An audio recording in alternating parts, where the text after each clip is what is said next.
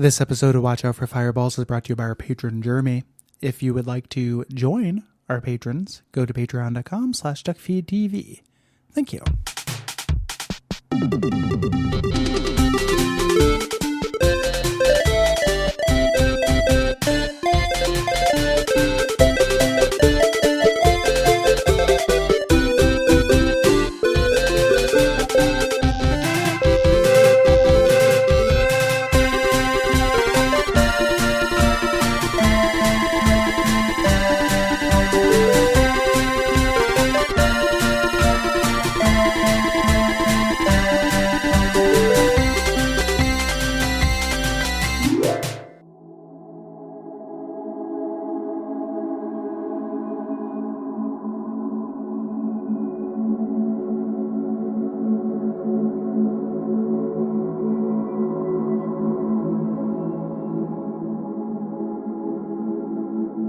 My name is Gary Butterfield. My name is Gary Butterfield. No, my name is Cole Ross. Sorry. I choke you out. And no, I choke you out. My name is Cole Ross. I didn't mean to do a thing, but I did mean to do a thing. Yeah, you did. Yeah. Hush your face. We're here to choke you out, and we're Watch Out for Fireballs. And this is a Games Club podcast. Yeah, and this week we are talking about Echo, which is a stealth game developed and published by Ultra for the PS4 and PC in 2017. Not just a category of ice cream size at Cold Stone. Ultra now makes games. Yeah, like it, love it, and don't you get between me and my fucking ice cream. Yeah, I will fucking choke you out. Yeah. I will step on your neck if you don't sing me a tip song. Yeah, and this is the beginning of spooky month. This has some horror elements to it. Yeah. It's marketed as a horror stealth game. Mm-hmm. You know, so there's some kind of minor spookitudes. It is. This episode was executive produced by Jeremy. Thank you, Jeremy. Yeah. Really appreciate you. Yeah. And in this game, you play as En. It's a young woman in this distant sci-fi future who is going to great lengths to revive a dead friend. In fact, she has traveled far into space on a commandeered spaceship, gone to a planet that is actually one massive palace and also might be heaven for her religion. Yeah. It's a little tricky. A little tricky. This is this month. But between this, I feel like, and Silent Hill 1, we are doing the games that underline the difference between like story and lore. Yeah. In a lot of ways. The story of this, what actually happens in the game is incredibly straightforward. Yes. All of the backstory and lore is really, really compelling and cool. Yeah. And those are the nuggets you get. In the game. So we're not going to summarize those in case of spoiler. We're going to spend the rest of this part kind of talking about systems. We'll talk about those reveals as they come up. Yeah. But it's worth, I think, detouring just briefly because since we're going to spoil it, do you think people should play this? I'm so conflicted on that, Gary. I mean, I've never played anything like this. It is an amazing story. I think that it is like an aesthetic triumph, but also like the aesthetic is something that gets in the way of it. I think that its hook is interesting, but I think that it kind of ultimately ends up being like, it feels like a game jam concept taken out to at least AA kind of production value, and it can't support itself. But like, yeah, it's really cool, except for when it has you doing stuff. This is. I put this in the pile of WAF games for me where it's in the wrong medium. Yeah. And that's like this hard. Is a really cool story Bible for a series of books. Mm-hmm. You know, like I like this world and I like these ideas. Yeah. And the play has moments of being pretty fun. I don't think that we've done anything before that is quite this like crassly repetitive. It is in terms of what you do when you're actually playing it. It is really bare bones. I think at some point you called this a series of VR missions, and that is real. I think that is real apt, actually. And it's very bifurcated. It's very like, I get a little plot nugget, then I go and do a VR mission where I have to collect a certain number of orbs. while engaging with, very, very minor variations on this core gameplay. And then I get another plot nugget.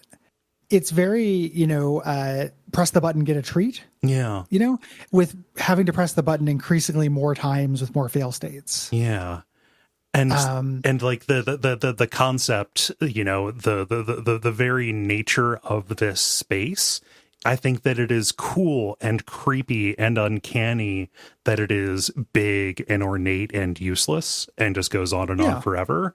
That gets in the way of this being an interesting game to me. Well, and it also does, it just plays that trick over and over. Yeah.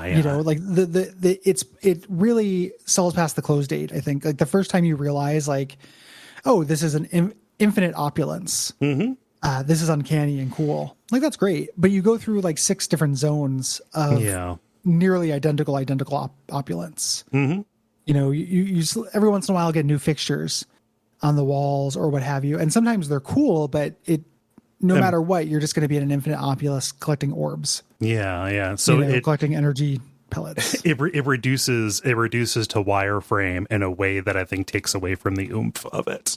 That kind of takes away from what in another medium would be the eerie, the eerie anonymity of this and the just the infinite sameness going in every direction, right? Yeah, it's a real case of a cool trick that is overused. Yeah, and not supported very well. So I will go as I don't really think people should play this. Right. I think that you can get what's cool about it by reading the backstory stuff.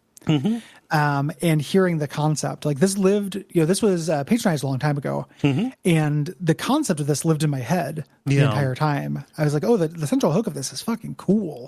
That's a cool idea. It turns out that there are some compromises in making that work. Yes. Which we'll talk about, that were disappointing. And then when I realized like that central hook being the only thing is not quite enough to dine on. Right. For this whole game. So it's I don't think I'd recommend it. I didn't like it that much in the end. Yeah. It wasn't like pulling teeth, but I'm glad to be done with that. Just to take the opposite side of it, not so much to be oppositional, but just to kind of offer a differing view on it. This is a game that often shows up in bundles and sales and stuff. If you happen to stumble upon this, the concept and story are cool. The way that the story is unfolded through the conversations between the two main characters, I think is actually cool and good. And it is paced in such a way that like the mystery and tantalization is heightened that really drew me forward. It absolutely wears out its welcome in the play, but I think that like, play until you get frustrated, see how it's delivered, and then go and take a look. Then that would be a way to go about it. If any of this sounds tempting to you, yeah, I would just watch the cutscenes. Yeah. I'm sure somebody's done a cut of like all the dialogue just on YouTube, like the Echo of the movie. Yeah, I would just do that. Or watch a Let's Play. I don't think it's worth the engaging with the play in this very much, which is not horrible, but it's like not as cool as it sounds like it's going to be, I think. Yeah. Once you figure it out. Yeah. Really. Let me know if you want me to stream this on Hexcrank. Like if you want me to soak. I'm talking to the audience here to soak that frustration, so you can get the story and stuff. So you just played this, Cole. I know. I just played it. Why would you do that? Why? I've done stuff like that before. It's fine. Why play stuff that both of you like? Yeah. You don't have to martyr yourself for this. I'm not martyring myself. Just played this. I know. I'm not saying out of horror games. Did you know that you can emulate the N-Gage version of Resident Evil Degeneration? No, I didn't. I didn't know that. Play that. Yeah. No, I'm putting it to the audience. That is a way. If you're curious, let me know. Not right away. I'm just this, kind of taking all comers. I'm going to say, audience, let Cole stream other stuff. Just find somebody who's already done this work, and then tell Cole to stream something you'd like. Be kind to him. Oh God. So the basic skeleton of this is a third-person stealth game. It's very stiff. Like you are not, I've seen it compared to Hitman before online, and Hitman has kind of a stiffness as well to it. It's like the kind of contextual prompt action game. Yeah. It's somewhere between like a Hitman and a Hellblade, maybe. Yeah, that makes a good amount of sense. Yeah, there's a by the look of the character design, you think, oh, this is like a cat burglar kind of thing. There's going to be some, nimbleness. No, you're very much pinned to the ground. All of the actions are incredibly discrete from each other. It's modal's the wrong way to put it, but like everything is just kind of locked in a sequence as you decide to do it. Yeah. When the slide across a countertop is always the same slide across a countertop animation that is kind of like canned up there. And that will end up making sense, for the gimmick. Yes. So you crouch, you dash, you can vault over things. You have combat to a degree. Combat, you can go behind people and choke them out. You can shoot people. You have a gun that kills enemy in one hit and can pierce through them, and it doesn't matter where you hit them. Right. So you are encouraged to line up enemies in a line and take them out. And that makes for cool moments where it's like, okay, they're closing in on me. I need to do I wait to get the shot where I'm taking a bunch of them out with one piece of energy? Or, am I putting myself in danger of somebody like sneaking up behind me as I'm backing away from them? Yeah. You also have a riot gun feature, which will push enemies back. It kind of creates this 180-degree knockdown wave in front of you. Very useful. Yeah. The suit and gun that you have is one of the worst. I can't believe this is the future because you got a suit that pulls from a universal power supply. So you can do like two things in the beginning, be that shoot or fall long distance or do a riot control, things like that. It all pulls from the same thing and it's incredibly limited. Yeah. You can recharge them. There are these beacons that float around that will repip, and your final pip will always recharge on its own. So you're never without one verb. Yes. But you very rarely, I think at the end of this I had 4 total. Something like that. They're heart containers. You can collect them. Yeah. It's a different kind of orb that you find. There are multiple orbs in this. Yes. So if you're looking for a multi-orb guarantee, you got it here. Your melee combat is really restricted. You have a push that got a lot of use for me. You can also kind of find these all-purpose glass orbs. That are lit up, and these are cool. You can use them to turn your melee attack lethal. Just break it over one of the enemy's heads, or you can throw it to knock them over, or throw it to create a distraction. Real basic kind of stuff like that. They are bricks in The Last of Us. Yes. You can take one hit before your suit goes into critical mode, which is there for about 2 seconds. And if you take another hit in that window, you die. Yes. So, you don't have a life meter so much, you have a damage density kind of thing. Like a very modal version of a Call of Duty. Yes. Thing. And you have a stealth status that is communicated to you because your suit has this gigantic AR sphere around you. They'll show these kind of blobs of color in the direction of the enemy, indicating their distance, whether you're visible to them, how aggressive they are. This is actually pretty good. Yeah. It's such a player conceit. It really is. Anne couldn't see this at all. No. How could she tell if somebody was behind her? When the indicator is literally behind her. Yeah. But this is really good. I think this is a real clever way to do letting you know where everyone is as a kind of radar and letting you know their status at a quick glance. Yeah. And this is also they do a really cool thing with intersecting circles on that sphere around you to kind of show the direction of your waypoint, of your objective, where you're going to go. The interface design is cool and slick in this. So that's where all the energy goes. You're always taking up some useful combat energy for this really cool projection. Yeah. Do you want a cool suit, or do you want to be able to shoot more than one bullet with this gun? Which way? Yeah. So, if people are listening, wondering, hey, when are they going to get to the fireworks factory? We're here. The mechanics are limited. That's basically it. We described all that you can do, and they feel limited in service of the headline feature of this game, the fact that your enemies, which are all crude clones of you called echoes, they will learn from your tactics and use them against you. Yeah. Tactics is a little bit of an overstatement. It's real generous. Definitely not strategy. Yeah. It's literally just your actions define which verb they have available to them, and that will determine their behavior, what they get in position to do. And the thing that threw me off that I was expecting was I thought this would have to do with if they saw it. Yes. You know, so I had in my mind this very ambitious idea of like managing line of sight. Mm-hmm. You know, I could crouch behind something, reload my gun, Mm-hmm. and then if the enemy didn't see me, they wouldn't be able to reload their gun. Yeah. Something like that. I understand why they didn't do that. That's probably a little bit technically complicated. Mm-hmm. You know, the way it works instead is the palace is on this kind of blackout cycle. If the lights are on, the palace is watching you.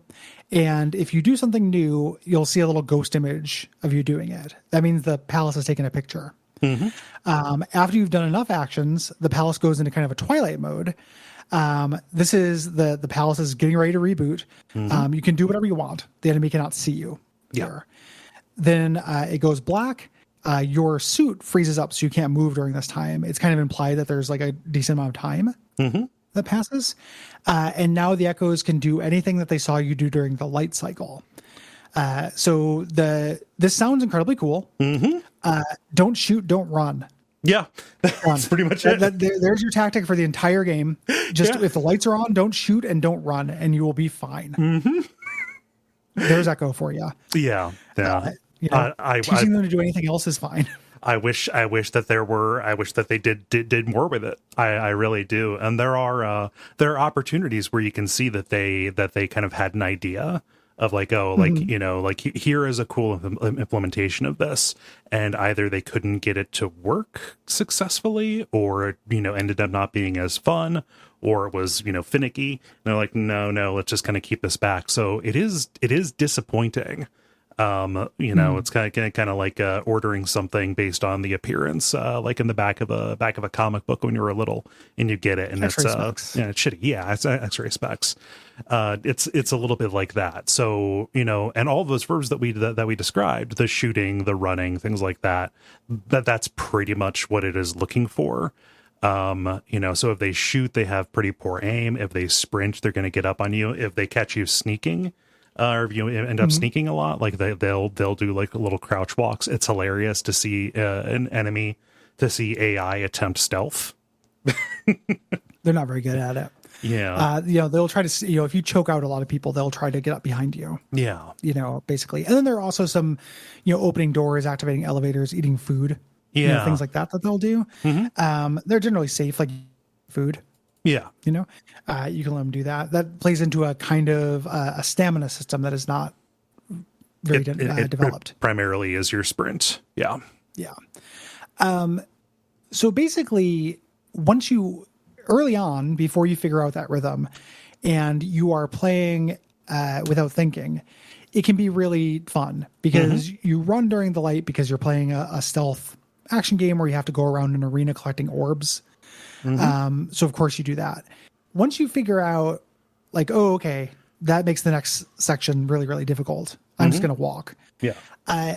It gets like this weird mix of boring and frustrating to go through the levels where I have to walk at this incredibly slow pace because I don't want to teach them anything. Yeah. They're not that smart. They're not that hard to avoid. And you can push them down and do a light jog away without teaching them to run almost with impunity. Like you have a refresh on your push down, but like at some point I stopped playing this as a stealth game because I got so like frustrated doing it. Yeah. It was so slow paced that I just started kind of doing a light jog push combination to get all the orbs, and it worked just fine. Yeah. And then sprinting when it went dark. Same. Once you figure it out, like once the magic is gone, like it's really, you know, you've seen Oz. Yeah. Like it's gone, baby, gone. Like they introduce a couple new tricks near the end of the game, but very, very little, very, very late. Yeah. You know, and it's the same kind of thing. It ends up being once you know it, it's not very fun. Yeah. No. So it just kind of like raises this question, and like I still think a jam game is a really apt comparison to this, which is, you know, this is like an experiment. Is this cool concept worth all of the concessions that you would have to make in order to have it function, right? And a lot of concessions were made, you know, to the point where the game again kind of gets in its own way. disappointingly. Like, it's I feel a little ridiculous saying that like lack of enemy variety is a problem here, because that's kind of the whole concept here. But also, I don't know, you end up fighting the same things. It is a problem. Yeah. Like, yeah. just, and then they get, they get better at copying you as they go. Mm-hmm. They get better, not in a gameplay way, but in a physical way. Yes. They become less uncanny, less deformed clones. Mm-hmm. And that's cool looking, but it doesn't have that much effect. Yeah. If anything. Mm-hmm. So, and it would be, the lack of enemy variety wouldn't be a big problem without the lack of level variety. Yes. Which ended up actually being the thing that like killed it. It's the reason why I don't think anyone should play it. Mm-hmm. Like, it's the thing that killed it for me. Yeah. And they said it in developer interviews, just like, the fact that enemies had to be able to do whatever you were able to do really limits the amount of, limits the kind of levels that they can make. So they end up being these very, in the wireframe, very simplistic, big arenas that, and end up making the stealth feel pretty limp and arbitrary. Additionally, in these anonymous spaces with these enemies that are pretty simplistic, dealing with stealth without enemy routines or behavior or like desires, like, the most basic intelligence, really, really hard to swallow right now. Yeah. Like back in 1998, we had enemies on defined patrols, Yeah. It ends up being hard to get, like hard to navigate. In a way that they've got really hard difficulties in this, and I cannot understand how anybody does it, because if every enemy movement is at its base arbitrary, predicting what they're going to do what enemies are going to do is a huge part of stealth, right? Yeah. Yeah. Well, it's why I stopped playing it as a stealth game. Yep. And I laud that you don't have to play it the way it wants you to play it. Mm-hmm. Right. Well, until the end. That's something I like in the video game. Until the end, and then it's they you better stealth it up. They swap out the ruler for wrapping your knuckles with a fucking wakizashi. Yeah. Just lining up each individual knuckle execution style and shooting off your fingers one by one. Yeah. I'm sick of those thumb DVDs from 2008. They gotta go. Everybody remember Thumb Mania? Oh yeah, I remember Thumb Mania. Yeah. What a weird cultural time that was. But yeah, it's a boy. So when we talk about the arena levels, right? So they feel like Time Splitters levels, with different skin on them, kinda. Yeah. They're just, so everything is opulent. They use the Palace of Versailles as a point, a reference point. Mm-hmm. But it's just waist-high counters and rows of chairs, like in case people wanted to, like a waiting room outside of a courtroom, or something. Mm-hmm. Mostly every once in a while you will get a set piece, but I cannot stress enough how every once in a while it is. Yeah, that you will get something that like, oh, this is a point of interest. Mm-hmm. It's not just a hallway that is themed a certain way. Yeah, they're like Symphony of the Night levels. Yeah, like where it's just like, here's a maze, but we a bunch of chairs and a certain musical cue and a certain design sensibility. Mm-hmm. Yeah. But in a 3D space, it makes no sense. Nobody uses the bathroom. There's no nothing. There's no concession to this being a functioning space whatsoever. Yeah. And I can't tell you, how scary I would find it if I was stuck in this position, just waking up in the middle of this. Like, this is a cool and uncanny thing, right?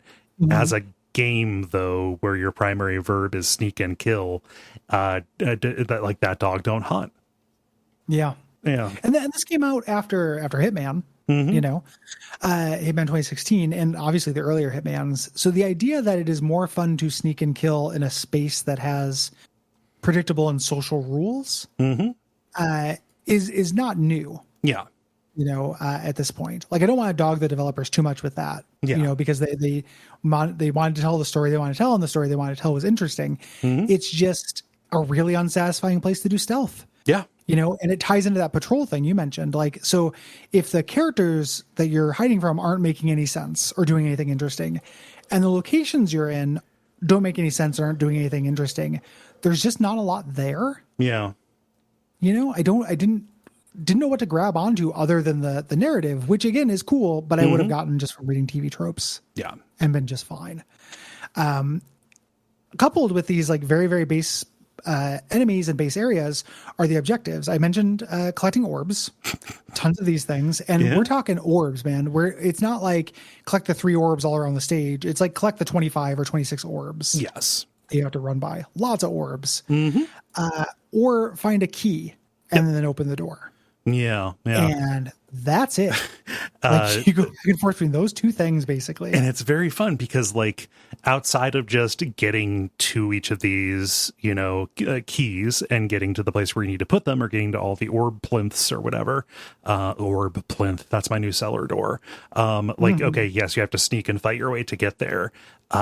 This doesn't interact with the key mechanic at all. The only wrinkle that the learning system adds for this is the fact that later on, when you grab a key, that is an action that can be clocked by the palace, and then eventually, like, that key might be on somebody that you need to deal with, as opposed to getting to a stationary place because they went and picked it up. Yeah. And then there's a little micro puzzle with sitting in chairs. Yes, where you have to teach your clones to sit in chairs, like big girls. Yeah. But that's basically it, and it's over the course of the whole game. Yes. It's shocking how bare bones this is in terms of like objective. Yeah. We talked about this palace, this impossibly large, endless palace that is the size of a planet. That I won't poo-poo that. That's an incredibly cool idea. Mm-hmm. Like, it's really great, the idea of just endless corridor after corridor after corridor that is exactly the same opulence. Mm-hmm. Really neat. Yeah. Like, cool feeling. Great little atmosphere there. It doesn't last the entire game, but I don't want anyone to think I don't think that's badass, because that is incredibly badass. Like the reveal of it, because I had no idea what to expect, but the reveal when you land on it and you see this like sea of cubes and you walk down in between, like in this just very functional, technological, almost like a Giger kind of design space in between, and then you break in and then like the light comes on, like, oh gosh, this goes everywhere. Like the distances that are represented to you between levels, like, oh, you were asleep for 3 hours while you were on this elevator and you went down 300 kilometers. Yeah. It's also one of those games where you only go downward. Yes. Like the entire time. There's tons of one-way drops that you make. That is a good feeling in horror. Yeah. So like there is horror to this. That uncanniness is a huge thing, and get out your bingo cards, House of Leaves. But also, they explicitly like pulled from like Borges, right? The Library of Babel or Babylon is a thing that they have said, like, yeah, that was a huge inspiration for this. Yeah. Yeah. And we're getting, the way that the game tells its story is pretty neat, because we are not getting codex dumps. It's a conversation between N and your AI handler, London, runs the ship that you stole. And you don't necessarily like each other. Nope. And they do the thing where they allude to little bits of the sci-fi world in this future.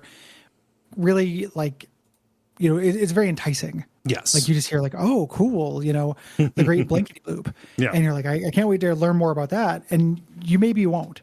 You just get to figure out from context clues what that event was and what it did to the world. It holds more back than that. And that's something I think is really rare in games. Like, does not just sit down and just dump its entire world Bible on you. It's probably the thing that I admire the most about the game. It's neat. It is cool the way it does it. It's so bifurcated. You're just you're playing for these nuggets. You're working for the weekend. The whole game. Just, you're going to be walking and talking in between these VR challenges, either inside or out, and having, again, this fun, belligerent back and forth between them. I love that neither of them explains something to the other that they would already know. Yeah. So like there is never any like cheating out toward the audience to try and make this, work for them. That is a really confident move. And like, I initially felt a little at sea with it, but they started answering questions, and elaborating on kind of the events that immediately led up to this. And they just did it in swoops. naturalistically through conversation. And it didn't answer everything, but I found the entire presentation really satisfying, and I want to know more about this world. Like, it left me, that is a rare balance to hit, making me feel satisfied, but also leaving me like curious about more. It has a real feeling like it's based on a series of novels that like a lot of people like that I'd never heard of. Yeah. You know, it's like, oh, you haven't read the Palace novel, you know, Planet Palace novels. You know, no, I'd never even heard of those. And it's like, oh yeah, this is a cool adaptation of those. That's kind of what it feels like. Yeah. Valuable feeling. Mm-hmm. You know, by no means worth the squeeze, but very valuable feeling, I think. Yeah, it just for me, it makes the aesthetic triumph of this and the narrative triumph makes the mechanical shortcoming really heartbreaking. Yeah. Yeah. This is the only game by Ultra. This company, it was founded in Copenhagen, Denmark, by developers who left IO Interactive. So they are Hitman vets. Mm-hmm. And they had this idea for a planet-spanning palace that came first before the adaptive AI, enemy AI. Once they kind of put those two together, everything else grew into fruition. Yeah. They had a couple of different versions as they were trying to figure out, hey, which version of this is fun. It used to be that the enemies would retain your verbs and behaviors beyond just one cycle. And they found out that, like, yeah, that's actually not very fun. Because if you mistakenly introduce something if you mistakenly introduce something that'll be a real problem for an area, you're not going to be getting rid of it for a while. That feels punitive. So they restricted it down to one cycle this time. However, there is like an enhanced difficulty mode that bumps that up to 2, which sounds interesting, but also I'm not going to go back and play this game again unless somebody tells me they want this on Hexcrank. If any of you, he's not going to do it unless just one person says, hey, do it. And then he will do it. He's drawn a line in the sand. It's very firm. As long as no one politely requests it, he's not going to do it. That's what the 2 difficulty. I think that the next difficulty up is they retain for 2 cycles. And then the 3rd difficulty up takes away your UI. Okay. Which would be really fucking difficult. Yeah, I don't understand that. That just doesn't sound fun. No. That sounds real rough. Yeah. This game received pretty positive reviews, but made very little money. Yeah. So thus Ultra folded. Even though I was not crazy about this game, I'm not happy about that. That's sad. You know, they might have been able to take this potential and do something cool with it. Mm-hmm. Yeah. I had never heard about this game. I wonder how much of it is just the fact that the people who played it, weren't crazy enough about it to sing about it on Twitter or on podcasts and stuff, or if it was like a marketing problem. I mean, this is a pretty. I don't want to call it high budget because this is literally asset reuse the game. you know. So that like it's tricky to call it that, but like it feels like an upscale indie game, and when you're your own publisher, you don't have the air support to like get this in front of people. I can't believe I never heard about this until it came in from Jeremy through the suggestion box through the executive production. So I can't help but wonder if there was something that went wrong there. Usually when that happens for me, it's games that came out during like a blackout period for me where I was just still playing video games, so I just wasn't plugged in. Yeah. This came out in 2017, like we were doing the show. Mm-hmm. I was more plugged in. Yeah. Or as plugged in as I ever have been, and just had no idea. Yeah. So, even though the team didn't make another game on their own, a bunch of the team ended up working their way back to IO Interactive. Yeah. So they worked on the excellent Hitman 3. Mm-hmm. Covered earlier this year. Good for them. Yeah, I'm curious about the movie adaptation that is in the works. They've got the screenwriter for John Wick, Derek Kolstad, penning the screenplay. I'm curious. I would like to see if they. I would like to see if this story requires it to be a game or not. Basically, yeah. It's almost like they'll either end up doing.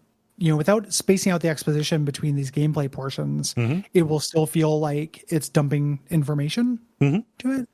And the gameplay, like, generally a movie will have like 5 action scenes at most. Yeah. You know, in it, like, and they just tend to be real big set pieces now. So I think it's going to be a tough putt to adapt it like that. Like what I wanted from this in terms of that would be a book where it wasn't about being on this planet, or like when she was on the planet, she had a couple encounters with the clones and they were scary. It wasn't a nonstop orb fest. Yeah. You know? Yeah, but and you know, we'd just watch it for adaptation decay. Yeah. Like, we'd watch it for work if it comes out.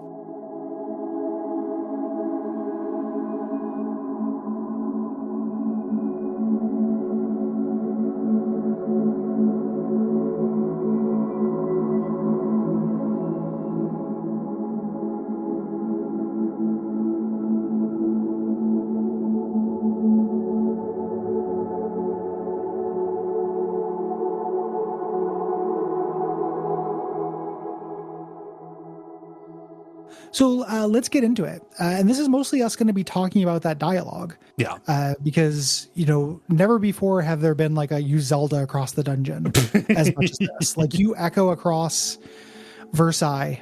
Yep. 85% of the runtime of this. Yeah. So from one cupola, you just kind of like crouch walk behind some chairs to another cupola. Yeah. And, we're going to describe it in real time. Yes. Then I stood up and ate a grape for no reason. Yeah, but not one of the bad grapes. I ate the good grape. Yes. Yeah, I ate the good grape. Give me good grape. Yeah, starting with chapter 1, Arrival. We've got this narration opening talking about this paradise that everyone wanted to go to, but our main character Anne, you know, never wanted to go there. But she ended up there anyway.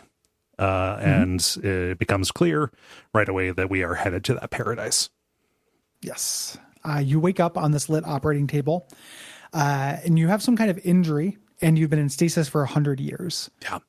This has huge Hellblade feelings, like the slow walk during narration, and then the credits eventually pop up as well. Big Hellblade, you know, level of interactivity feeling. Yeah. A voice addresses you from this medical bay, and it's talking down to you. This actor he's in like Game of Thrones and a couple other things. Okay. He sounds just like the dude from Vampire. Oh. And Call of Cthulhu to me. Jonathan? Yeah. Yeah. Like, I was just like, oh, this is that guy. It's not.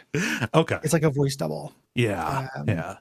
Just a real stuffy, you know, down talking, kind of, not quite butler, but definitely an Englishman who wants to give you a talking to. The idea that you're waking up after 100 years and like very early on, he says, oh, everybody that you knew and loved is dead. Yeah. You know, and the fact that like these long hauls are just a part of this, of this world. There's no faster than light travel. So if you need to go a long distance, you need to go in stasis and then wake up. So like the fact that you have this whole class of people who end up going on long hauls, and kind of wake up completely distanced from everything in terms of time as well is super hostile. And it like it starts you right away on this note of like, oh, there's nowhere to go back to. Yeah. I mean, you don't get a real strong sense that N had anywhere to go back to. Oh, no. During this, like, you get her background and stuff, but this is a really weird, like, world of 3 people. You know, that they deal with, like, there are three or four people. Like, the main characters in this are very much the main characters. Yeah. Isolated in that way. Like, there's not really a sense of what life is like. Yes. You know, in either period. Yeah. But N fires back at him. You know, she also is just giving him shit. She's promising that she will bring Foster back. That is kind of her mission here, to bring this man named Foster back to life.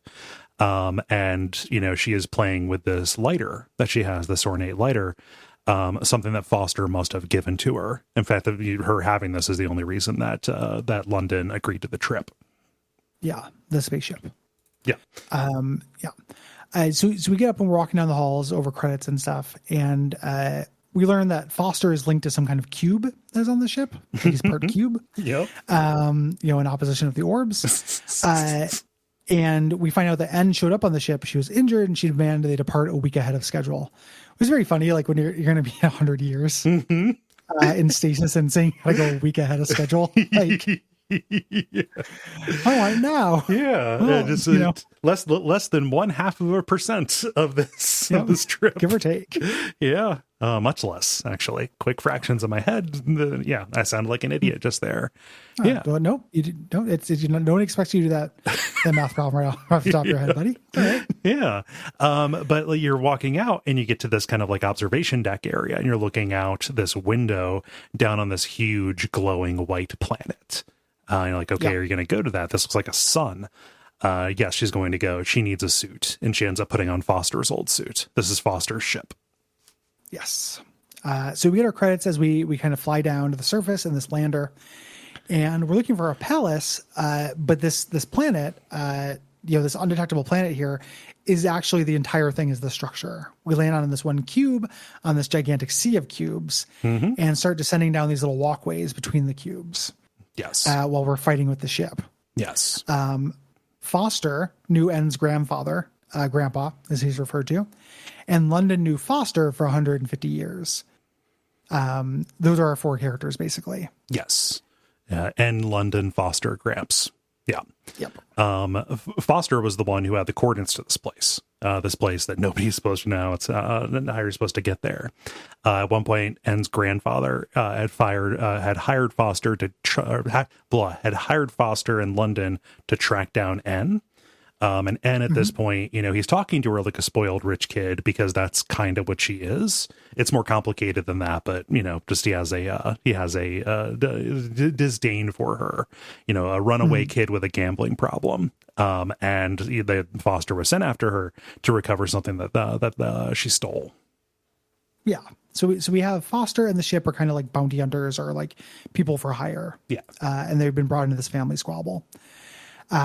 N thinks that this palace will bring Foster back. And this will be a continuous fight between them, London calling N naive. And he's like, keeps saying, you resourcefuls. The resourcefuls are some kind of like cult of artful dodgers. Yeah. That were made by Gramps. This is not a biological grandpa. This is like a Fagin. Yeah. Figure. Is that the guy who had the artful dodgers? Yeah. Except he doesn't just hire urchins. He genetically engineers them. Yeah. Why make your own urchins? Yeah. BYU. And we find out that the AI of the ship, London, is a very old AI from something called the Requisition. Yeah. So it's antique, and she teases the AI a lot later. Yeah. Good on this for not being a game about an evil AI. Yeah. Like the fact that he was constantly discouraging you, I was like, oh, he knows something. No, he doesn't. He's just a jerk. Yeah, like we're going to find out he's limited. So he is not omniscient. He has access to information that like sensors and scanners would have, but he is not all powerful by design. The one of the cooler background details in this in terms of world building is how it handles AIs. Yeah, all the stuff about how like, oh, we thought we'd be scared of you. Is really cool. Yeah. Like, so you get inside the palace for chapter 2, Genesis. You use your gun to blow the hatch open. Like all of your systems are activated one by one. So like it's kind of like Metroid, whatever it is. Other M. There we go. Where your suit functions have to be activated by somebody else. But you blow open the hatch and you walk in, and it's beautiful. Moreover, it matches Foster's description of it and Gramps' description. This palace made for humans by ancient technology, but untouched by human hands. So this is a myth that ends up being real. Yeah. It's hard to overstate how slow the pace is. Yeah. During those first 2 chapters, you get. I got the run function about an hour into the game. Like I could run. Yeah. Before that, you cannot do it. So just know, like, we're going through this stuff really quickly, but you were spending a lot of time atmospherically walking through this. Yes. Which is what gave me the Hellblade vibes. And thinks that this device here will bring Foster back, and London calls it a soul sucker, this cube that you have. In order to do this, we have to power up the palace. Right. So we cruise around through. We're running into this kind of little collectible in the game. These tuning forks that resourcefuls call voices. We strike it. We get a little pop up that shows the suit decoding the sound, and this is a little collectible that will give us a poem. Yeah. If we do them all. I did not get them all, and I looked at the poem. This flavor stuff. Yeah. Yep. And not really like answers. Yeah. Yeah. Not worth collectathon for. Yeah, I hit one if I hit them if they were on my way, but I did not like go out of my way to be detected in order to get to one. You know. No. Yeah. So again, insisting that there's a way to bring Foster back from the cube. Her grandfather, Gramps, the founder of these resourcefuls, you know, kind of just then like, yeah, I believe in this because my genes were selected, you know, to make me, you know, believe that everything about me is a religion dedicated to this place. Mm-hmm. Yeah. There's the scepter that we need to find that has this gravity charge, and it's in the middle of these spinning gold rings that are kind of gyroscoping around. And this is a test that Gramps put the resourcefuls through, where they put you in the middle of these rings and you have to get out, and they're moving very quickly. So it's like jumping through fan blades, basically. And the idea is you know, you sit there and you're safe, but as you wait, you know, you start to starve, so you get run down and your odds of escaping decrease. It's like teaching the resourcefuls to not hesitate. Yes. During these things. And this made me think that there was going to be, like, as my verbs unlocked, I would get a lot more acrobatic. Yes. Because the character does that, you know, in the past, but you never do anything quite that, you know, mobile in the game. Yeah. There's no, there's no like slow down the perception or speed up the perception of time to slow things down. Yeah, that kind of implies that you do have to like wait for the power to go off to get through some of these later on. But this is just like a little bit of a detail. Full of thrilling wait action. Yeah. Waiting. Holds it. Only the patient need apply. Echo. Got time on your hands. You try to use the scepter, which is a key, but it doesn't immediately work. And then has this crisis. Because she's thinking like, okay, my grandfather, he did all of these translations, and translation, proper noun has a capital T on that bad boy. But like it might have been for nothing. And this process is described because London's like, okay, so you're saying translations, that to me looked like murder. But they take people before they're dead, before they die, and they're put on this silver table, and something in the table pierces their body and consumes them from the inside out, leaving only a cube. And this kind of is one piece of a puzzle in this little adage that they had, that the flesh and soul shall enter the palace through separate doors. But only there's a second part to that, which is, but only the worthy will join them or something like that. Yeah. And that's the, like, you know, what TV tropes we call arc words. Yes. For the game. The game opens with that as a little quote. Yes. You know? So N ended up doing this to Foster, trying to preserve him, you know, and this is why London is constantly saying, you killed him. He's like, no, I translated him. You know, this adage, and never thought too deeply about, means that you can't just retranslate, you know, directly. But she's not going to give up. She's going to find something. Yes. You know? So we go through the door, and the ceiling has this like great soft glow, this like almost bioluminescent glow. It's these chemicals are used to light for evacuations as you're trying to find a way to turn it on. And here I'm still really on board. Yes. Like this looks really cool, and this is very creepy. Yeah. And London finds an energy signature and puts the waypoint on your HUD to send you towards that. Yeah. And that energy signature is pointing you to this marble throne that is positioned in front of a door. And, you know, through there, you find this raised altar with a translation bed and this white beam that will read the cube. So this is like this is a set piece. It's a distinct functional place. When we put the cube in the beam, there's this huge shockwave, and pulses of electricity cause the light fixture in the palace to fire in waves down the hall, kind of directing you. This is really cool. Down here. Yeah. It looks super cool. Just the pulses of light just running down these miles long hallways. Yeah. Yeah, it looks awesome. Yeah. When we get the cube back in our suit, we get a waypoint. And now we can open doors. There's also a little touch here. Is this when we first run into the doors that have the spikes that pop out when you try to open them? Just about, yeah. Those are so funny. I love that. And the little emblem in the center turns from a face to a skull. Yeah, a little angry. Like it looks like a normal door. You get close to it, the face turns into a skull and spikes come out. You can't, I don't think you can hurt yourself in these. It happens before you get up close to them. But yeah. I think they're trying to send you a hint to go another way. Yeah, but it's a way for them to keep the areas symmetrical while only having some doors open up. Yeah. Yes. So you can open these doors and you can use these gyroscopes that you find to power up your suit to get your energy back. And as you're doing this, the palace, as the lights are doing this cool little dancing thing, starts kind of charging up this incalculable amount of energy. And then it discharges it, causing this brief blackout. Basically, it's doing like a self EMP almost. Yeah. You wake back up after this. Your senses come back on, and the place is now lit. And there's air, like your helmet deploys. Mm-hmm. There are flowers that have grown in the urns that were there. Then it blacks out again. We're on this kind of rhythm where new things are happening every time in between these blackouts. Mm-hmm. I kept expecting a jump scare as it faded back up. Instead of a jump scare, you find these kind of bits of chunky little bits of dark flesh. It looks like the nanomachine goo from Soma. Oh, sure. Yeah, like that corruption. It looks like I thought it looked like that, or like the stuff that's all over Elysial. Oh yeah.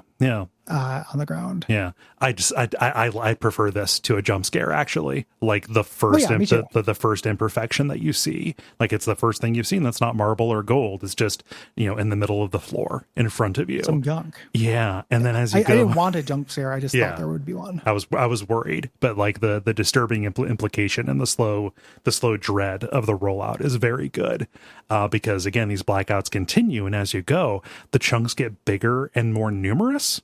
And then they start moving. They're wiggling. Yeah. Real good. Like very creepy. Yeah. Your suit sees it as an animal, so it'll show you how close you are to it. Yeah. The chunks, over the course of these blackouts congeal into a torso, and now your suit thinks it's a threat. Mm-hmm. They're trying to walk and trying to get towards you, and there's very few things better than like a sad, incomplete clone trying to emulate being a human, like trying to walk and falling. Yeah. That's one of the best spooky tropes. Oh yeah, because there's an inherent pathos to that. Like, I want to get away from this, but there's also a part of me that wants to help it because it looks like a toddler or a baby deer or something like that. Yeah, really, really good. Yeah. They now kind of form crude copies of you, like they're walking and they're not coming after you. They eventually kind of look a little bit like you, and one of them attacks. Yeah. You get a grab where you have to mash the button to degrab. This is how we learn about our invincibility time, or invincibility time rather. Mm-hmm. We end up running into this long hallway full of these echoes, and London, the patronizing ship, brings your gun back online. He had turned it off because he's chiding you because he's an asshole earlier. Right. And this is where you learn about shooting through lines. You can hit a finger or dead center. It doesn't matter. It's always deadly. Mm-hmm. But the copies, as you take out this line of them, more blackouts, they're getting better. They're getting faster and getting more competent. Yeah. They start kind of looking for you. They start doing crude patrols, and they never get better than doing crude patrols. But like by the time it introduces stealth, you're in this grid of hallways. Kind of a classic environment for figuring out how to get past them. And you've not expanded your energy enough, and there's not enough recharges around to rely on combat to treat this like an action game right now. No. You get your riot gun function as you run into a bunch of them at once. And then there's a little barrier that we have to vault over. And when we do, we leave a little after image, an impression. We're going to find out later this is the palace taking a picture of you. Yeah. Of your move. But when we get to the next main gate, it's locked by this throne that is too far away from the door. And we cannot reach this in time. So London allows you to run. Yeah. This is the thing that's like, it's an hour and a half into the game. He unhobbles your legs. It's incredible. And he's like, you just got out of cryo sleep. I wouldn't run. And you're like, I don't care. I need to be able to run. Yeah. And then me as the player who's doing the video game, I'm like, are you Ooh, you're gonna unlock sprinting 90 minutes into my fucking game. I will slap you. Oh man. So we can get through the door in time now because we can run. Yes. Yeah.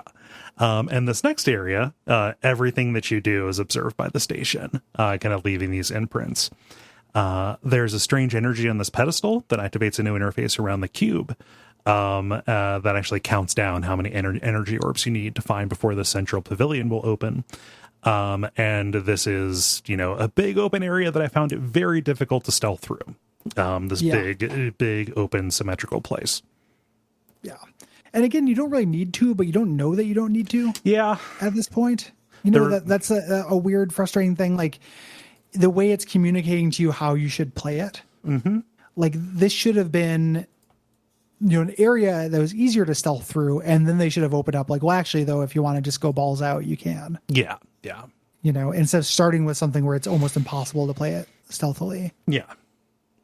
Because I would argue that expectation is set when you go to the Steam page and it says stealth in one of the top tags. Yeah. Yeah. And then you can barely do it in the first big arena of the game. Once you get the orbs, the requisite orbs, the central pavilion opens, you can go inside. There's an elevator. You always fall asleep on the elevator because they're really long elevator rides and they keep getting comically larger and larger. Yeah. The ship wakes you up and it's like, you passed out there for a minute. You went down 55 kilometers. So we're going literally down in the center of this planet, this palace planet. Mm-hmm. Yeah. And we're just the impossibly huge, impossibly deep as we're going down. While you're sleeping, the suit will decode the voices. I'd never got enough to decode the poem, but it is done in this cool kind of like analog way where it just like it is warped. It's got like a little warp filter over it. The more of the voices that you get, it reduces that filter. Yeah. And that's over the course of the game. Yes. It's not like you can get the poem in this first room. Right. Or this first elevator. You collect enough voices over the course of the game to see the poem at the end, basically. Yeah. Yeah. I'm a poem appreciator. Yeah. And I did not do this. And when I looked it up, I was like, oh, I'm glad I didn't do it. Yeah. I'm a poem appreciator. I'm not a collectible appreciator. Yeah, exactly. If you had to collect poems, that's very different. I like to buy my poems already in collections. Yeah. I prefer a collected poem. Like buying a single poem is a bad, you don't have to do that. Yeah. So this moves us into chapter 3, purity. Yeah. And when we get out in the chamber here, this area has these kind of shallow decorative pools, and it's still teaching us the conceit. Yeah, because when we walk in there, the character will notice like, oh, they won't walk into the water. Yeah. But when we step into the water, we do get that little imprint, which we don't know exactly what that means yet. Yeah. Yeah. So the idea is we can teach them to walk in water. Mm-hmm. Or teach them it's possible. Yeah. And there's a plate of grapes here as well. They're edible. Just London's like hey, those could be poisonous. Don't you? And then just like, no, she just goes and grabs them. Yeah. Ooh, ancient grapes. Those flowers look fresh. It's fine. But the green grapes, they will restore your stamina. Whereas the purple grapes, the light blue ones, those will reduce it. Yeah. There are good grapes and bad grapes in this game. Yeah. So if you're a fan of grapes. Mm-hmm. The palace notices you eating grapes. So theoretically, I guess you could like eat the bad grapes to teach the echoes to eat bad grapes. Yeah. I did not eat a lot of grapes because your stamina will recharge on its own pretty quickly. Yeah. Yeah. The next chamber seems real easy because you walk through this water to get the key, but then there's a blackout and now the echoes will come into the water as well. Mm-hmm. So previously you had impunity and now it's like, oh crap. All right. Yes, they're definitely learning from me. Mm-hmm. Yeah. And the next one is very similar, but with doors. Yeah. We have to open doors and teach them to open doors. And this is where N puts it together. Yeah. The palace works on these cycles. It takes pictures in the light, and then the echoes can, after the blackouts, learning and unlearning in kind of a cycle. Yeah. And then you reach a story tunnel. Yeah. Yep. Yeah, as you run down it, the echoes who are pursuing you just kind of like fall into inactivity. It's like you have stepped out of the operative field.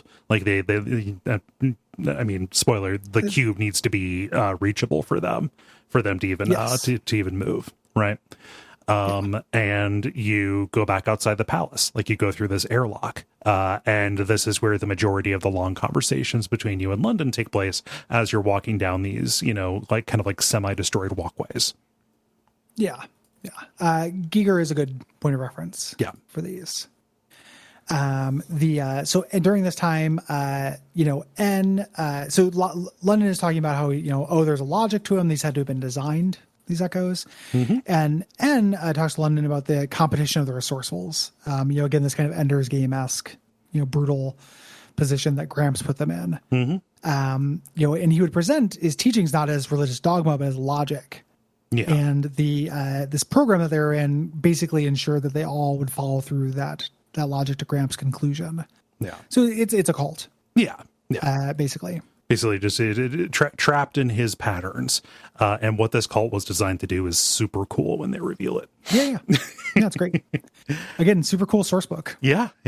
Somewhere in this. Yeah. So you get back inside and you find your first save point. It's this archway that has a suspended pseudoscience field in it. That pseudoscience is all of your data for that exact moment. I'm conflicted because having more of these would make the design of the space weird.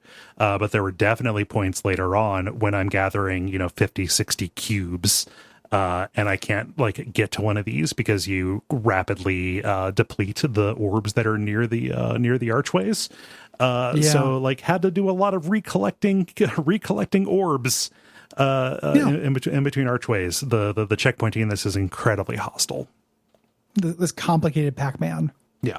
And the collecting the orbs is not that fun in the first place, but every time I died and had to redo something, I was pretty frustrated because it has very little replay value to collect these orbs. It wasn't like I would lose and then I would try something different, adjust and iterate on my tactics.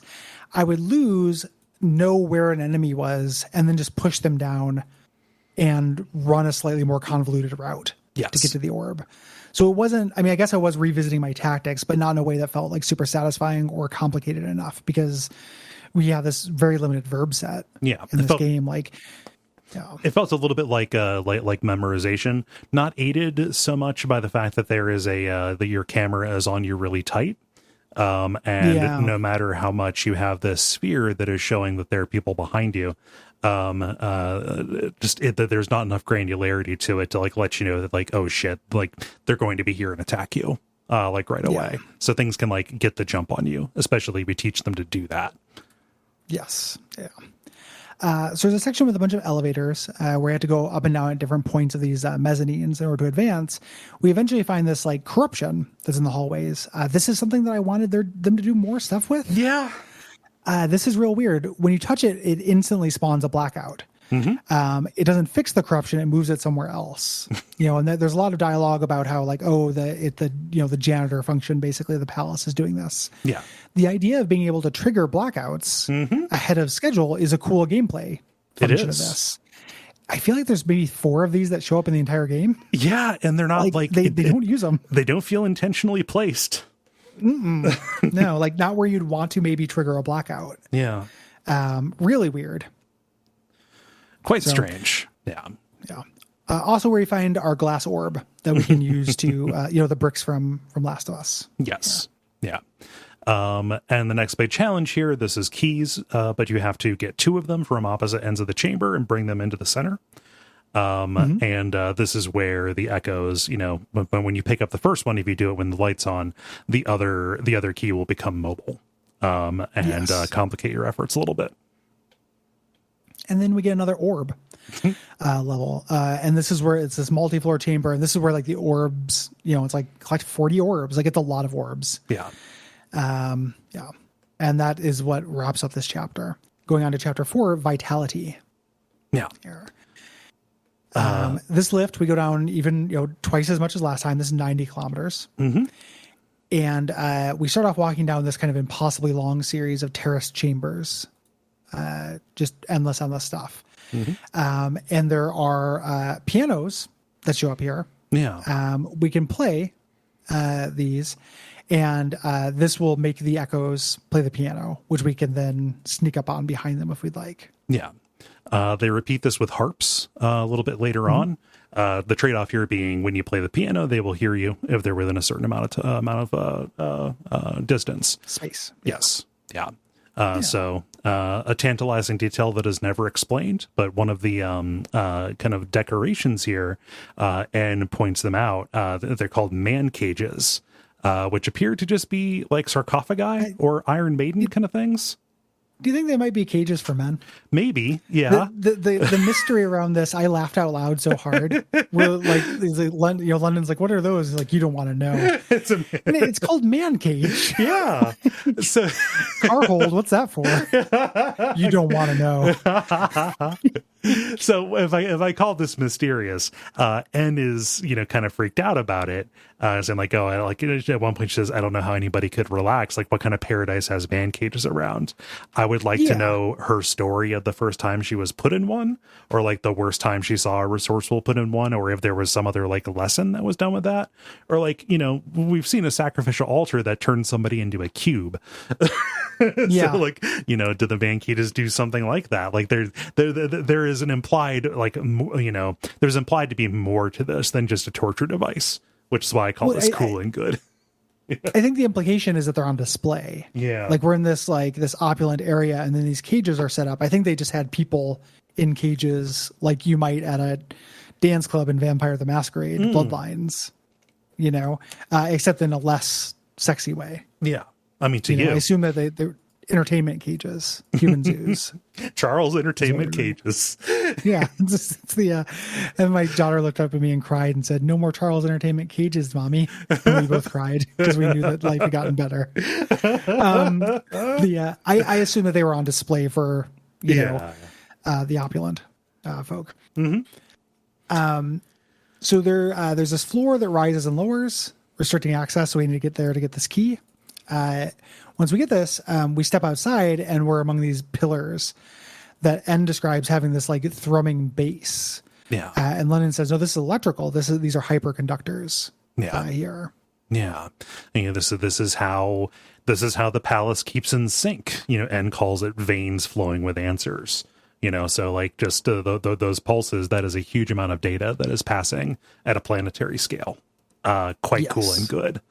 London, again, is just undercutting you, saying, hey, like, no matter how impressive this is, it's not going to bring Foster back. Like, and also, you've seen what happens here. No sane force, be it man or whatever, would design something like this. The horrible, the horrible clones, them trying to kill you, stuff like that. Like, this is not a benevolent thing. Yeah. I'm very happy because, I think that London has a point. Like, N isn't going through with, she's like, oh, there's got to be an answer here. Mm-hmm. And it felt like, when I thought that the writing in this game was going to be worse than it actually is, I was like, oh, they're doing like the AI doesn't have faith because it's an AI, and it's better than that. Yes. Like they don't steer headlong into that cliche. Yeah. Into the second episode that Data was in. Yeah. It doesn't. There's some dataness to London. Yeah. That's going on. And he is wrong. Like there is, something here, but they don't spend a whole lot of time talking about like, you just had to have faith in your machine. Yeah. That kind of. No.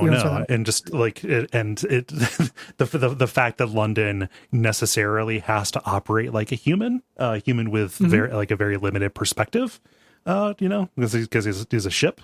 Like N has insight into this because she is more aware of like the moving and shaking of these immensely wealthy houses of people, like Dune houses, right? Like, you get enough resources, you can just long haul off in a direction with people or the ability to, set up an AI to manufacture a workforce for yourself.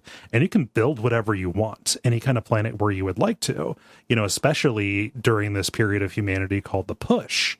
And so like, I look at this place and like, yeah, it's hostile, but like, what I see is a retirement plan. Like this is a place where this house could go and live and rule, specifically over this ever replicating set of echoes, acting as a lower caste, basically as sports, right? Yeah. That's what made me think the man cages were just people. Yeah, sticking in cages. I love that you have that insight, or not you, N, and the game has that insight, and you're explaining it by virtue of not being a vehicle. The car is trying to explain to you how the world is, and you have to be like, listen, I'm not a car. I don't want to flex my privilege too hard, but I'm not a vehicle. Yeah. So I maybe know a little bit something about the motivations of people. Right. You know? Oh man, the creators expected to be gods here, and they designed everything to remind them that they were. Incredibly cool. Yep. Gramps was raising the resourcefuls in order to belong here, but he probably wasn't invited. His cult were going to be like gate crashers. We're going to break in and assimilate him with the upper caste. Yeah. So all that stuff he was having the resourcefuls do, he was karate kidding them. It was like, yes, I am preparing you, body, mind, and soul to pass the tests of this paradise that was built. So we can get inside. This scary, boring planet without a Roku TV. Do you like sitting? Because if so, there are a lot of options for it on Paradise Planet. What you don't want is a shortage of chairs. That's just just impossible. Yeah. Everybody gets to sit. It has roughly half of the amenities of a jury waiting room. Typically, you could live in for eternity. Yeah. So, there's no pump thermos of 2-day-old coffee there. Yeah. At least one soup machine for my paradise. Yeah. Our paradise is the world's the universe's easiest game of musical chairs. Exactly. Like everybody gets their own wing of the palace. But unfortunately, it's just chairs. Yes. And it sounds like I'm being snarky. Like I understand that it's sparsely decorated for that feeling of horror, and this was designed by an AI, what it thinks people would like.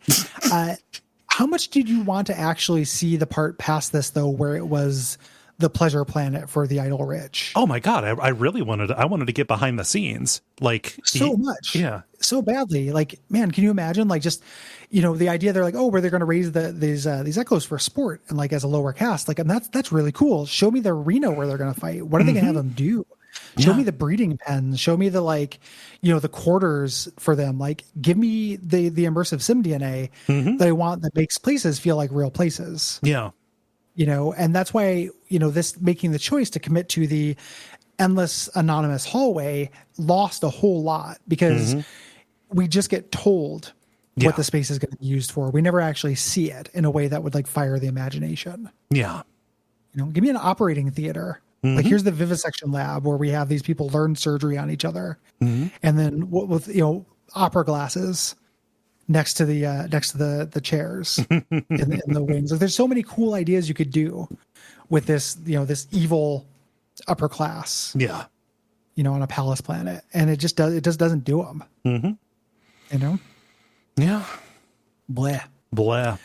Of course, we can't live in this cool world of the possibility forever because we go in and we have an orb. We have an orb chamber. Multi-floors here. This is where they introduce extendable bridges. This ends up being pretty useful because these bridges can only extend from one side. So you can actually, by always extending a bridge during a light cycle, it increases the odds that one of the echoes will extend a bridge for you. That would have been a pain to get to. Once we get through this, we get to Chapter 5, Oblivion. We take a lift down 116 kilometers. This area is a little bit dimmer, but largely looks similar. Yeah. And we need a key to go forward. This is inside a big set of golden rings. We don't have to dash through the golden rings. We just wait for a blackout. Yeah. And then walk in. So we just have to trigger a blackout. Once we do this, the way forward is seemingly blocked, and we sit on this throne to open a door, but it is too far to sprint. Yes. There. And we notice that there's another door that's a little bit ajar because of a corruption that was there. She thinks she can squeeze through. London says, hey, don't try it. And as soon as we do, it goes dark. Yeah. Like the palace holds Anne up magnetically, kind of frozen in space. And the foster cube, which has been attached to her back this entire time, has been ripped off. And they're separated. It's on the other side of the door, and now you are without your door opener. And we need to get a hold of this. Like, if you lose that cube, there's no reason to be here. Yep. And London, the vehicle, rightfully calls you out on this whole thing. Yeah. Like, there's a lot of London being like, oh, you just took away our only chance to save Foster, and her being like, oh, so you believe now? Like, there's a lot of that back and forth going back. And here the ship calls her out, is like, hey, you being part of this, like, not only, I don't dislike you because you're resourceful, it's because you're arrogant. Like, you think that you have the answers to life, death, and everything, and you're just one person. And N says, well, I'm young, I haven't lived that long, but you're a dead end. And it's really mean. How does it feel to struggle to keep up with a baby girl while all the other AI run man's business without barely noticing? Yeah. He's capped. Like, AI are capped. Yeah. Early on, mankind thought that AI would all be a bunch of Shodans, right? But they were wrong.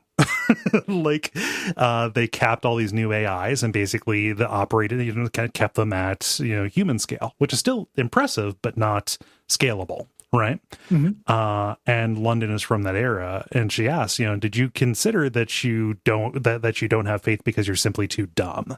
Like, it's not just that, like, you're incapable of it, just AIs become gods. They have their own society, basically. Just you in particular, you're a relic. Right. Yeah. And London fires back with all that he has because he's not very intelligent. He calls her a stupid bitch for losing the cube. Yeah. Which, she shouldn't have tried to squeeze through the stuff. Yeah, he told her not to. I would be really curious as somebody who has the gene where they look for likable characters. Yeah. And I think what they would think of this story. Because I think both these people are pretty unpleasant. Oh, but yeah. Personally, like, they're constantly sniping at each other. You are at sea in the beginning, so it's pretty hard to hear about or to care about motivation. Like, the actual mechanics of what were happening and the source book stuff was all very good. In terms of characters, we don't really get a payoff for N until near the end. Right. When she kind of reveals her not bad motivation for this. There's a part definitely during the sniping where I was like, oh, I'm like trapped on this palace, planet with two unpleasant people who hate each other. It's off-putting. Yeah. And I don't have that thing where I need to like characters in a work, but I wonder if that ended up becoming a point of contention for anyone. Yeah, I'd be curious to hear because the conflict was interesting to me, even if it was just kind of like, I wouldn't want to hang out with any of these people in real life. Yeah, good conflict, but both of you guys are wrong dickheads. Yeah. So we don't have the cube, which means we can't open doors, and the suit won't recharge. But the plus side is the echoes don't attack us. This is how we're going to learn that the echoes are trying to get the cube. Yes. And just as the, like, okay, they had that blow up and they've got to keep talking. So just London asks, like, hey, what really happened on that day? Referring to that day 100 years ago, though it seems like it was yesterday for N, the day that Foster died. Foster had gone, he bounty hunted, and he brought N back. And Gramps had asked Foster to tie her down to the translation table so she wouldn't be able to get away again, sending her to cube prison. And Foster broke the contract. He said, no, I'm not going to help you. I'm going to disobey.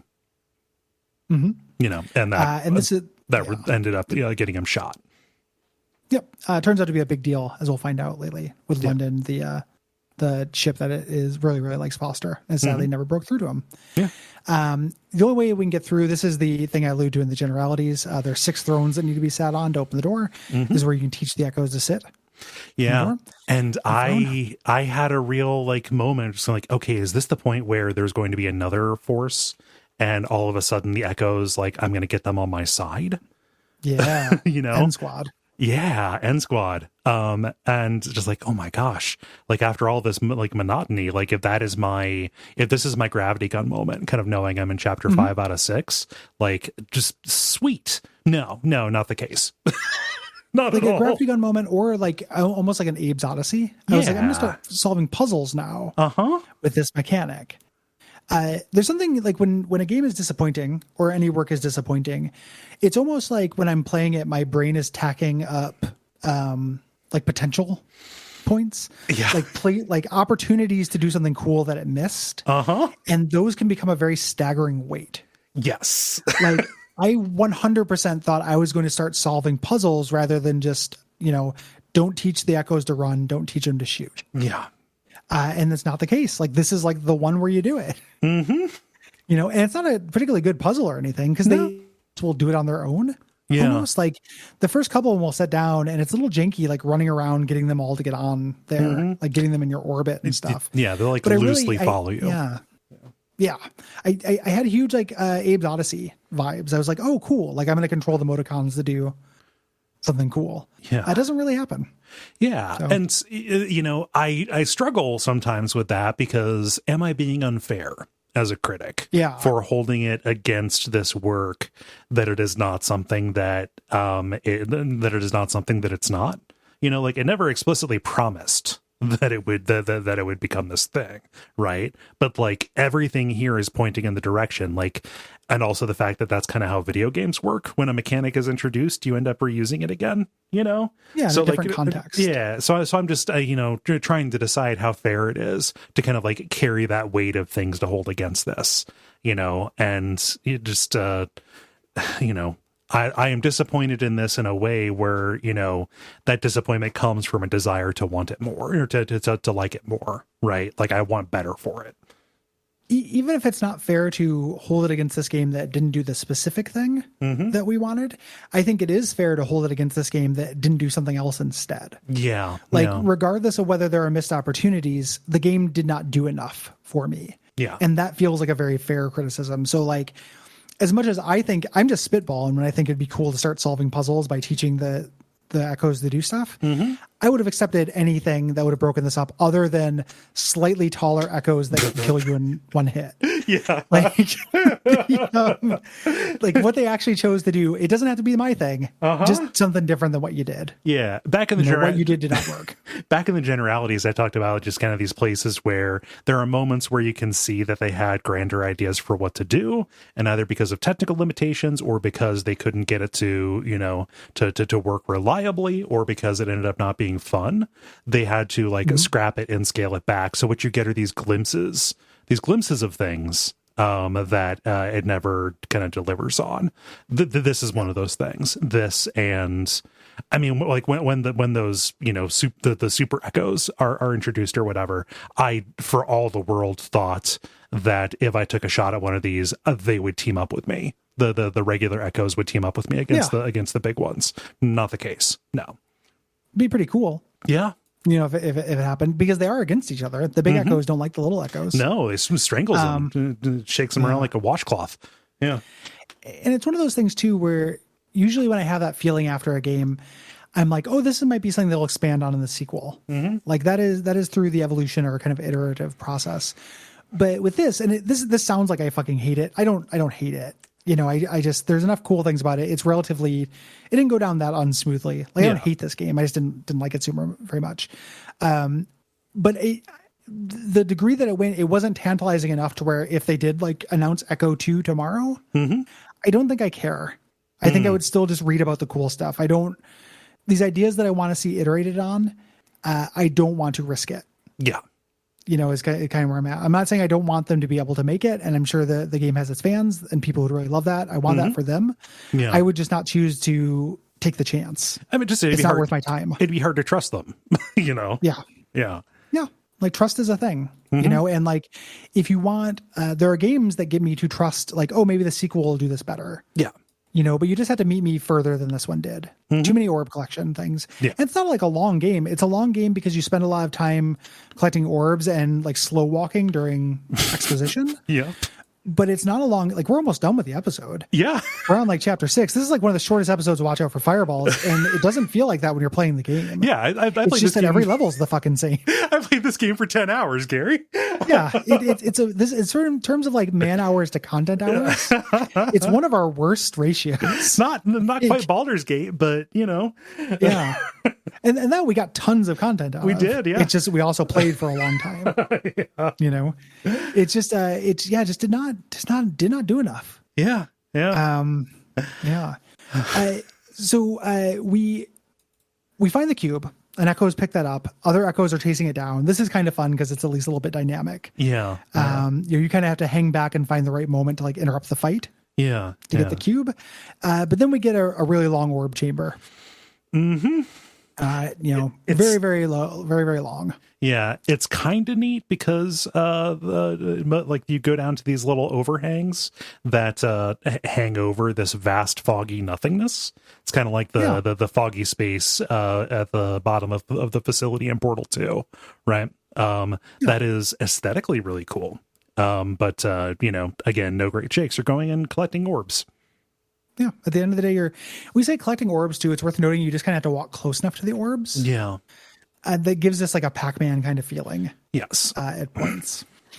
So this time we get on an elevator, and this time we're descending for 2 hours or 339 kilometers. Again, that's a very cool idea, but we have really been eased into it. Yes. Wake up, the halls are gold here. The floor, this actually looks different. The floor and ceiling are these like kind of massive chambers above and below these walkways. And there are these seas of archways and little cupolas here. Yeah. And just a couple key hunts before we get back outside. Yeah. And you're back outside and it's raining. This is cool. Where's this water coming from? Like just it's condensation from above or something. Yeah, some of these conductors or what have you. Like what is the climate around this artificial planet? Yeah. Yeah. London asks Anne why she's going through all of this. She doesn't owe Foster anything. She should hate him. He captured her, right? Like, it ruined her life. She was trying to be her own person. And Anne says that Foster saved her life. And London doesn't believe that. Yeah. And he really like ship-splains it to you. Yes. He's like, listen, it's about time I tell you, like Foster didn't care about anything. Yeah. He did these long hauls because he wanted to be distanced from everyone, and he's like, why do you think that you meant something to him? And she says that she made him care. That was what she was designed to do. She manipulated him into not just being about the job. Yeah. Foster sent many people at her, and she and Gramps both knew that they could manipulate him. Yeah. You call me a spoiled gambler, but I never gamble because I've always already won. Yeah. Yeah. So the idea here, these resourcefuls, not only are they like little Ender's Game, super agile little thieves, they're also social manipulators. Yes. Who manipulate people to their end. Yeah. And they are raised in such an environment that to even consider the possibility of failure is a real taboo. So they would be real #rise and grind people on Twitter. Oh yeah. Yeah. The Echo, the resourceful method is not a podcast you should listen to. No, please don't. Yeah. Yeah. And London says, Foster is, there's a real betrayal to this as well. London saying, Foster never showed any cracks, and like never even in his confidence, about me being an obsolete AI, so like he didn't second guess me, but also like he never engaged with me as a person, even though that's effectively what I am, and all the time observing him, he only noticed, even though he didn't outwardly show it, he had this lighter. It was his handle is what he calls it. If that lighter came out, you knew that he was experiencing doubt. And that's why when N showed up with a lighter, London granted her passage because like he knew that Foster would not give that up lightly. Yeah. Yeah. And was doing this the whole thing. Yes. Was manipulating the whole thing. She realized that using Foster, she could gain opportunity to kill Gramps, letting him kidnap her. And she wouldn't. And then she realized though that doing this was not being free. She was just being the resourceful that Gramps programmed her to be. Yeah. So they kind of go back and forth, learning. So London is sad because N succeeded where he couldn't. She got Foster to engage. And without N's intelligence and determination to undo the consequences of using Foster, they wouldn't be there. Yeah. So London is finally on board with Team Resurrect Foster. Yes. So the two kind of themes that are paid off here is, the sad little bromance between London and Foster, London realizing that there's hope, and then N rejecting her resourceful, nature. Right. there. And using this passage to paradise, not, for selfish reasons, right? In order to achieve eternal life or whatever, this place might have been designed for by this family, but in order to give that gift to somebody, selflessly, right? Which is Foster. And, thereby, returning Foster to London, it is a real act of, kindness that she is doing for London as well, right? Yeah. So yes, she, all the way up to the end of this, is walking the path that Gramps had charted for her, but, the conclusion can recast all of it. And she's doing it for a different reason. Yeah. And that is her taking her agency back. Yeah. Yes, absolutely. So when we get back inside, the first thing we see is a dead Echo. We think it's Echoes killing Echoes, shaking my damn head. In fact, there's a gigantic golden humanoid construct Echo killing them. It's not learning from N. It's just the Echo killing robot that they designed for this thing. Yeah. Like, it was very funny when this popped up as well. It's so violent. It's so big. It grabs them by the neck and just holds them up and does like choke slams and stuff. Just does wrestle moves on the children. This is incredibly frustrating because if you have not been engaging with the stealth on this, you can't engage with these things. They take on normal, it's 3 shots to take down. I went down to easy. It's 2 shots there with your incredibly limited ammo pool. And if you shoot, more than one of them is going to run at you. So your only hope if they are alerted is a blackout, which might reset them. But yeah, they are instant death. It is instant death stealth checks basically. And that dog does not hunt. No, it's pretty frustrating. Yeah. I can almost see what they're going for. Like, let's introduce an enemy that has your moves already. That has kind of super versions, because you don't have to teach these things to run. No. They can just run. Yeah. They knew how. Yeah. And it's just not that interesting. It's still within that very limited, set of Lego blocks. So having them already be able to do it is just not that fun. Yeah. It's like throwing out the conceit of the level and turning this into just an instant death stealth sequence. Yep. And not that fun. No. And this is where I was hoping that, okay, if I shoot, then then the regular Echoes would perceive the golden ones as enemies, and I would be navigating a conflict between them, right? Yeah. Some BioShock playing 3 sides against each other. Yeah.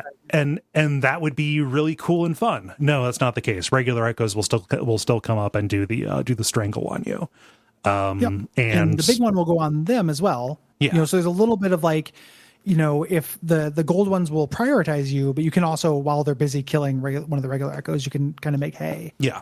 A little bit. But there's not a lot with it. If you're near enough to see the gold one kill the regular one, the gold one will come and get you. So yeah, it's not really a win. No. And then we have this incredibly large orb collectathon. In a game largely about collecting orbs, they decided the finale instead of an end boss, there's just more orbs than you can ever imagine. Yeah. You just have gold enemies mixed in with the regular ones. To go back to the generalities about them, it's never explained what they are or what purpose they serve. The regular Echoes, they're trying to hurt you. But it is not just because they are bloodthirsty. They're trying to take you out so that they can get the cube, because they are echoing your determination to get Foster to the center. Yeah. There's no such motivation ever given to the gold ones. I assume that they were just big evil battle bots that the idle rich were going to make to hunt down their pores. I guess. That's what I assumed. It's just we get down, hey man, I'm going to show you the donkey show down at the center of the planet. And it's just, what if a big gold robot killed a bunch of clones of a lady? Just mowing people down. To be rich. Yeah. This is the kind of stuff that Elon Musk gets off on. Oh yeah. Yeah. Yeah. So very frustrating. So after you do this, there's another key hunt as well. This is with all gold enemies. Yeah. This fucking sucks. When I first started the game, I was having a problem where when it would reload from a save, it would crash. Oh, geez. So for a large portion of this, I had to, go reboot the game every time I died. Oh. And I eventually found a fix for it. But if I had gotten to that, if that was still going on when I got to this point, I would not have beat it. I would have just watched the ending on YouTube. Yeah, and no, this is tedious. No jury would convict you. Yeah. Yep. Boo. Mm. This takes forever, but once you eventually get it, we get this key. It opens up and takes you to this elevator that takes you to a level with this ball of light in its core. And when we run into it, London wishes you luck, but his signal is cut out. We are now alone. Yeah. Here. Yeah. And you are walking and you're passing through this bright white light. And you enter a corridor that looks like the interior of the spaceship from the beginning of the game. It looks like the inside of London, right? Mm-hmm. And thinks, oh, well, this makes sense. The palace is looking into me and seeing, trying to create a familiar environment, because if you were brought back from the dead, you would want to be brought back, someplace comfortable, right? And what would be more comfortable than your own ship? Yeah, absolutely. So the lights cut out and we're now back in our old outfit. The ship has put us back in that. And she uses Foster's lighter to kind of light the way here. And here's all these memories of her relationship with London, like berating her, until she eventually you get to the replica of the ship's observation deck, looking out on this glowing white planet, the planet you're actually on here. And we see on the table, there's this wireframe of Foster. And when you touch it, part of your hand fades out into him, like you're filling it in. Yeah. There's video games that do this. Yeah. Where you push, and that's the idea is you have to sacrifice yourself. Only one of you can get out alive. You have to put yourself into the outline to bring Foster back his flesh. Like you have a soul in the cube, but you have to give up your flesh. Thus the soul and the body enter through different entrances. Yes. Yeah. And, she says like, yeah, this is difficult. I probably never expected to get out of here anyway. And, as she gets onto the table, she says, take care of yourself, Foster, and London as well. And she makes the sacrifice. We cut to black, and then we see Foster wake up in a chamber that appears to be kind of overtaken by greenery. And that's the credits. Yeah. And that ends up being the end of Echo. I thought for sure that I fucked up and didn't get the true ending or something. Because it's very brief. Like you just wake up, we get nothing, but that's kind of how it do. That's what the game is like. I didn't like it. Yeah. It's there are things I liked about it. On a whole, I do not like this game. Yeah. It has some cool ideas. Yeah, I think that I'm pretty much there as well. Definitely any goodwill that I had was squandered toward the end with the big gold enemies, and just really, feeling the ache of the mismatch in expectations, just seeing the potential or seeing the possibility that was not delivered on for any reason, right? It's disappointing, and I want to make sure it's clear that it's a disappointment that comes from affection, right? You can't be disappointed in something that didn't at one point make you expect more. Yeah. Well, and I think that this ends up being a pretty good illustration of the limited spend of certain tricks. Yeah. Because the actual core gameplay trick, and then all the horror stuff this game does, the atmosphere and the tone and the kind of uncanniness are all good, but more is not more when it comes to a lot of things. Yeah. It's actually, it's funny because we're doing Silent Hill 1 next week, and I just recently wrapped it up, and I like Silent Hill 1. This is not, I like that much better than this game. I also think Silent Hill 1 does that, where I'm like, this is a cool trick, but I'm getting a little sick of running through these endless hallways, in the dark, killing dogs with a pipe. Yeah. There's something that with horror that I think variety and economy is very important, specifically. Very much so. Because you cannot be expected to be scared of the same thing over and over and over. Right. No matter how much I like a trope, I don't just want it ad infinitum. Yeah. And this game really illustrates that. Yeah, it definitely it is not enough game for the size of bag that it is. Yeah, it just kind of isn't. A 5-pound game in a 10-pound bag. Yeah, and plays with tropes that I really enjoy, but also I can read the Library of Babylon. I can read House of Leaves. Yeah. You don't have to get them. There's no scarcity. Right. So like sometimes there are certain things that I'm just so in the pocket for that, like, it's going to automatically like raise a letter grade for me. But if there's something that I can just get a much better version elsewhere without as much downside, it's hard not to search for that. Yeah. I don't need the best. I'm a champion of B-level things. I don't need the best version of this trope. No. For it to be good. I just it on display over and over and over ends up being, repetitive, like an Echo. Yeah. So just too repetitive for me. No. Certainly hope that, or Luke Cold feelings on this did not hurt Jeremy's feelings. Yeah. I really appreciate this being brought to my attention. Thank you. Yeah, thank you. Very much. I just at the very least, it gave me it tickled my imagination in really satisfying ways. Yeah. So if you have anything to say about Echo, hit us up at Duckfeed.tv/contact. We are doing, or if you have anything to say about Silent Hill 1 or Resident Evil 8, that is what we're doing for the rest of the month. And the deadline is the 15th. Yeah. The deadline for November's games is the 15th. It is always the 15th. November's games, if you need a refresher, those are, I don't have a list up, so let's see if I can do it. Left 4 Dead 1 and 2, Stardew Valley, and StarCraft 2 Wings of Liberty. Exactly. Yes. There you go. Yeah. Exactly it. We appreciate that. If you would like to support us, get episodes early, get access to the Slack, get premium episodes, you can go to patreon.com/duckfeedtv. It's also where you can sponsor episodes. We're booking out into next year. Yep. We've already got some of that booked. So feel free to join us there. Yeah. And ratings, reviews, Apple Podcast or Podcast Addict. Very nice. Yeah. Check out other shows in the network as well. Abject Suffering is a fun show. You can go check out. Check out Everything to Guppy, another fun show. Orb, our show about the Venture Brothers. Lots of cool stuff. Yeah. All of that stuff are things you can and should do. Yeah. And we'd like you to do it. Yeah.